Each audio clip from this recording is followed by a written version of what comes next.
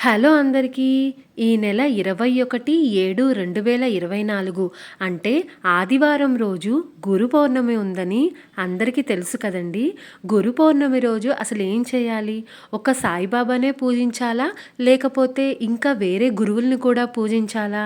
చాలామంది నేను ఎప్పుడైనా ఇన్‌స్టాగ్రామ్‌లో బాబా గురించి ఏదైనా పోస్ట్ పెట్టినప్పుడు వాడు ఇలాంటి వాడు, వాడు ముస్లిము, వాడినెందుకు పూజిస్తారు? మీకు తగ్గట్టు పూజించండి. మీకు ఫకీర్‌ని కూడా పూజిస్తారా? మీరు చేసే పూజలేమో హిందూ పూజలు, కానీ ఫకీర్‌ని కూడా పూజిస్తారా? అని చాలా కామెంట్స్ పెడతారండి. ముందుగా నేను వాళ్ళందరికీ ఏం చెప్పాలనుకుంటున్నానంటే, ఎవరి నమ్మకాలు వాళ్ళవి. ఇప్పుడు శివుణ్ణి పూజిస్తే చాలా మంచి జరుగుతుందని చెప్పిన నేను, బాబాని పూజించొద్దు అని ఎలా చెప్తాను? అందుకే చెప్తున్నాను. ఎవరి నమ్మకం వాళ్ళది. ఎవరికి ఏ దేవుడు మంచిగా అనిపిస్తారో ఆ దేవుణ్ణి ఎక్కువగా పూజిస్తారండి. అందులో చాలామంది ఎక్కువగా పూజించేది బాబానే. ఈ గురు పౌర్ణమి రోజు నేను చెప్పబోయే ఈ మంత్రాన్ని, అంటే ఈ మంత్రము గురు పౌర్ణమి రోజే కాదండి, ప్రతిరోజు ఖచ్చితంగా 5 సార్లు చదువుకోండి. జీవితంలో చాలా మిరాకిల్స్ జరుగుతాయి.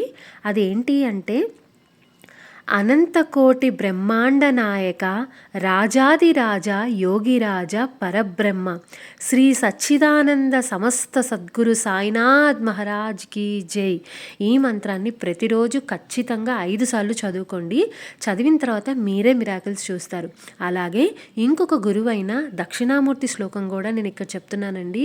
ఇదైతే ప్రతిరోజు నేను ఖచ్చితంగా చదువుకుంటాను. అదేంటి అంటే, నేను మీకు ఇక్కడ పోస్ట్ కూడా పెడతాను. అందులో శ్లోకం ఉంటుంది, చదువుకోండి. కానీ ఖచ్చితంగా పిల్లలకు వినపడేలాగా రోజుకి కనీసము ఒక్కసారన్నా చదువుకోండి. గురువారం రోజు 5 సార్లు చదవండి. అదేంటి అంటే, గురవే సర్వలోకానాం భిషజే భవరోగిణాం నిదయే సర్వ విద్యానాం శ్రీ దక్షిణామూర్తయే నమః. అసలు పిల్లలు చూస్తుండగా దక్షిణామూర్తి ఫోటో పెడితే చాలా మంచిదండి. ఫోటో లేని వాళ్ళు కనీసము ఈ శ్లోకాన్ని ఒకరోజైనా పిల్లలకు వినపడేలాగా చదవండి. కుదరకపోతే కనీసము యూట్యూబ్లో అయినా పెట్టి వాళ్లకు వినపడేలాగా సౌండ్ పెట్టండి. అంతేనండి. ఎవరైనా కొత్తగా నా ఛానల్ చూస్తున్నట్లయితే దయచేసి సబ్స్క్రైబ్ చేసుకోండి. అలాగే అందరికీ షేర్ చేయండి. అందరూ తెలుసుకుంటారు కదా.